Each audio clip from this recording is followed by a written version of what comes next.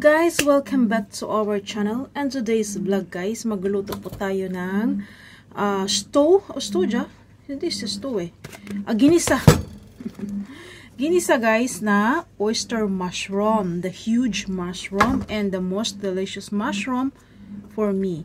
So ito po guys ay oyster mushroom na tinatawag. At hindi tayo gagamit dito ngayon ng meat. Gamit ang malaki din na sibuyas. Gagamit tayo dito guys ng asari. Ito ay tawag dito ay asari. So yan.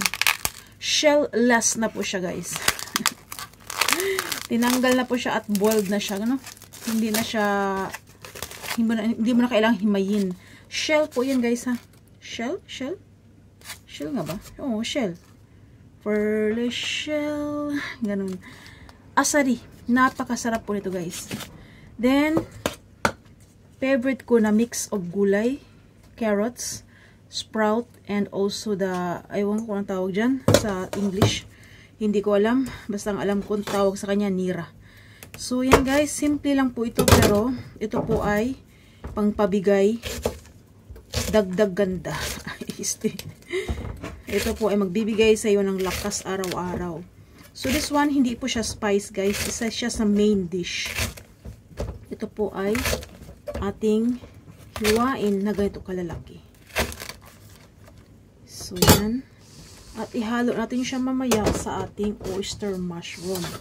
And the dahon is medyo matigas. Kailangan natin siyang hiwain ng medyo manipis lang. Walang tapon. So, yan. Lahat yan binabayaran mo kaya dapat mo siyang isama sa pagkain. At napaka-fresh po guys. Ito po ay sweet sensation. So, wala nang hugas-hugas yan kasi malinis naman. So, ayan guys.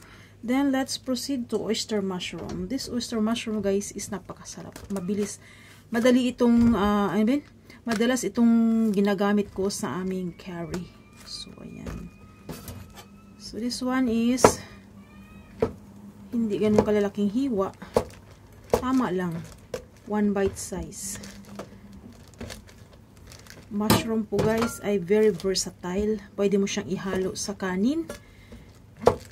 Pwede mo siyang ihalo sa curry. Pwede mo siyang gisahin sa kahit anong uri. Pwede mo siyang gamitin sa pagluluto ng isda.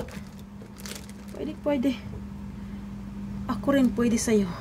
Joke lang. Just kidding ha. Don't make it so serious guys. Everything is joke. Then, gagamit po tayo dito ng butter, guys. Ang pinaka-taste nito is butter and oyster sauce. This butter is product from Hokkaido. So, ang kinuhaan ng gatas is product ng Hokkaido. Yan. Ito po ay original, authentic po na butter. Hindi po siya bater-batiran lang. So, yun po. Mag-ingat sa paggamit ng butter dahil may mga butter na fake. Huwag kayong gumamit ng fake dahil yan po ay nakakasira. Yan po ay madumi na mantika. Ito po ay galing po talaga sa Hokkaido at produkto po ito ng Japan. So, ayun guys. Pwede na yan. Huwag nating sayangin dahil mahal. Keep watching guys. So, ayan guys. Let's use garlic paste. Garlic paste from Canada guys. So, ayan. Butter kasi garlic ano na yan siya, paste na yan siya, so hindi na siya kailangang gisahin. Ang bango. Amoy Canada. Tanim pa ito ng aking brother guys. Sinitipid-tipid ko talaga siya. Para hindi ba masayang kasi tanim niya yun eh. Tanim ng aming kapatid na bunso na nasa Canada. Dala niya yan last January 2024. Isang taon na pala. Grabe, inabot tayo isang taon. Kunti na nga lang. Tapos ilagay na natin ang ating shell or asari. At ilagay na natin ang ating oyster guys. Mabilis lang naman maluto yung ating mga pagulay-gulayan. So, napaka-easy lang talaga nito. Easy but, of course, delicious and healthy. So, at this time, ilagay na natin yung ating hiniwa na sibuyas, and oyster mushroom. So, tapon. Isahin lang natin yan hanggat sa medyo maluto siya. At pag medyo maluto na, saka na natin ilagay yung ating gulay. So, keep watching. So, ayan guys. Naluto na po yung ating oyster mushroom. Idagdag na po natin ngayon ang gulay. Gulay na pangpahaba ng buhay. Very simple lang po siya guys, no? Simple but better than take out. So, kung gusto mong kumain ng gulay, magluto ka. Joke. Kung kumain ng maraming gulay, hala, sige, mag-gisa ka. O di kaya magsinabaw ka. Trip ko ngayon ang ginisa. So, yan. Hintayin lang natin na maluto yung ating sprout. Dahil yung ating oyster mushroom at yung ating negi. Negi ang tawag nito guys, negi. Or long onion. Then, kain na po tayo.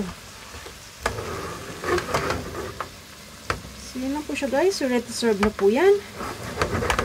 Konting, ano lang, gisa-gisa. Ito po guys, ay spicy pala, no? Kasi yung ating garlic ay spicy yun. Kaya ako lang ang kakain ito. Spicy garlic. Oh. Good for vegetarian.